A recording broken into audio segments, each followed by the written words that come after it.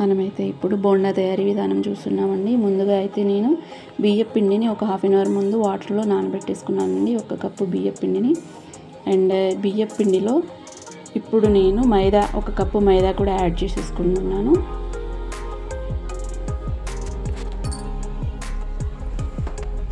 ఒక ఆనియన్ తురుమండి, ఒక ఆనియన్ తీసుకొని కట్ చేసుకొని వేసుకోండి.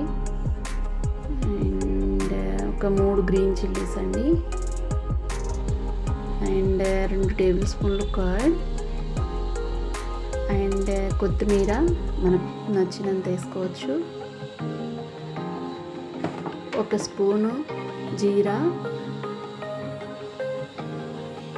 అండ్ కొంచెం జింజర్ గార్లిక్ పేస్ట్ అండి. బేకింగ్ సోడా కొంచెం,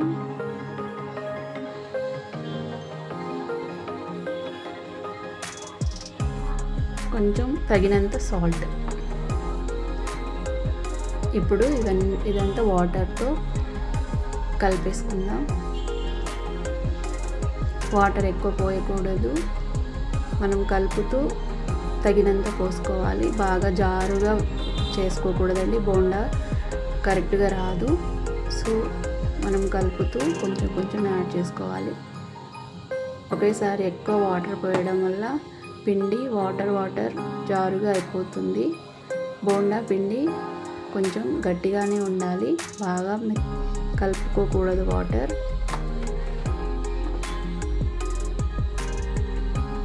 ఇలా కలిపేసుకున్న పిండిని ఒక 2 అవర్స్ నేను పక్కకైతే పెట్టేసుకున్నాను. ఇప్పుడైతే మనం ఆయిల్ వేసి వేడి చేసుకుందాం.